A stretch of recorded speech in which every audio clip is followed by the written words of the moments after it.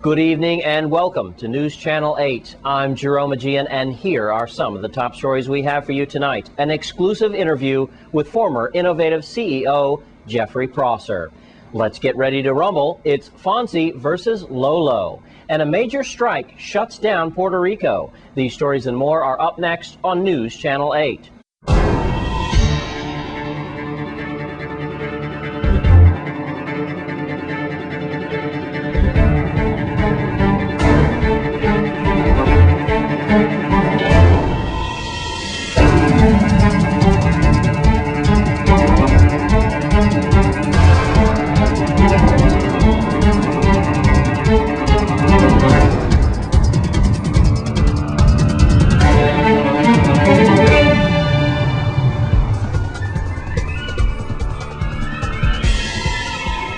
In our top story, two suspects are in custody this evening for the latest homicide in our territory. News Channel 8's Lee Carl files this report from St. Thomas. Police Wednesday evening made two arrests in the rape of a woman and the slaying of a 51-year-old companion at Mandel Bay Beach that occurred in the early morning hours. Late Wednesday, St. Thomas Police Chief Rodney Carrard said that Catania Peets, 36, of Estate 22, and Jason Alexander, 29, of Mariandol, have been charged with the crimes. Peets and Alexander are both charged with first-degree murder. Alexander is charged with raping the woman. Both men remanded to the Bureau of Corrections without bail and will be advised of their rights. The homicide victim's name was not released at this time. Notification of next of kin. But Carrard said the murdered man and the woman both lived on St. Thomas and couldn't release any further information. The man killed sometime after 1 a.m. Wednesday. He died from multiple stab wounds, according to a statement to the police. Now, the police didn't say this, but it's strongly believed that he was trying to defend his woman companion in the rape situation, and that's why he was stabbed to death. The murder victim and the 29-year-old woman on the beach, along with several other people, prior to this, were called around midnight to quell a verbal altercation involving the beachgoers. Now, we had heard it was a fight between some people on the beach.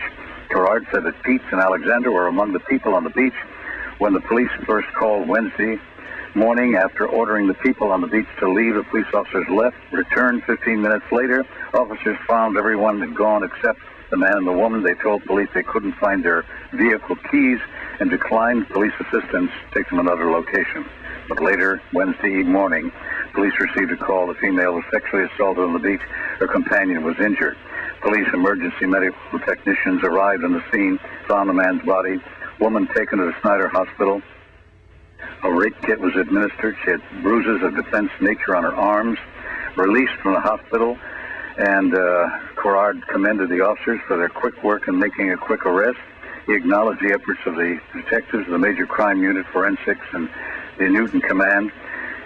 Wednesday's murder, by the way, was the 49th homicide this year in the territory, including 30 on St. Thomas, 18 on St. Croix, and 1 on St. John.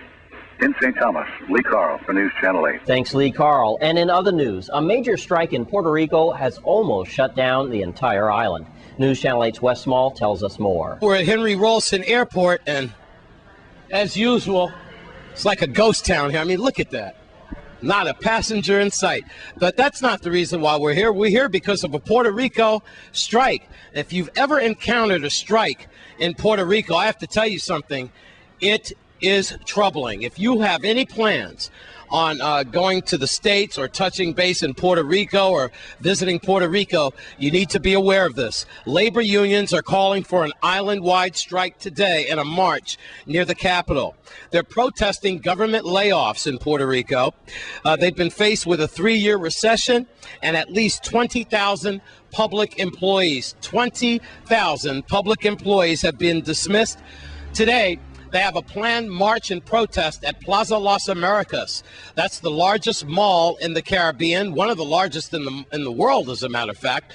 They're going to have over 100,000 people expected to march on Plaza Las Americas. Meanwhile, other malls have decided that they're going to shut down today. Meanwhile, Puerto Rico has a jobless rate of 15%. Now, that is higher than any United States state, by the way, 15%. Schools will remain open today. They'll try to have business as usual, Meanwhile, airlines and hotels are trying to accommodate their visitors, passengers, and tourists and the like. Puerto Rico already has a huge problem, we know, with drugs and violence. So how the police department is going to be handling that situation, because remember, a lot of government employees are police officers.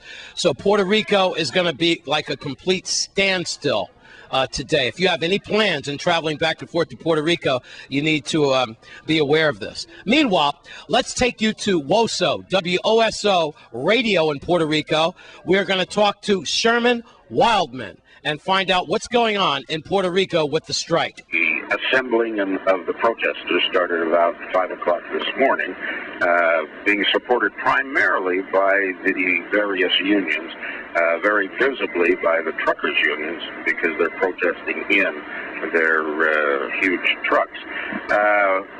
There were 7 staging areas, and everybody was going to march to the area where Plaza Las Americas and Bithorn Stadium are, and that's what is progressing now. Very heavy police presence, but it seems that there were enough prior dialogues between the police and the union leaders that all has gone well. They seem to be keeping their lines in the sand and the borders in terms of what had been agreed to before. So at this point, so many Puerto Ricans decided to avoid the hassle completely by just not going into the office or not taking the kids to school. At this point, it's almost like a holiday. The traffic is very light. There has been no real disruption from the protesters. They're expected to sort of assemble at an area where a stage has been set up at Bithorn, and the speeches and the music and the festivities will start around noon. That was Sherman Wildman from WOSO Radio in Puerto Rico, reporting on the island-wide strike. I'm Wes Small for News Channel 8.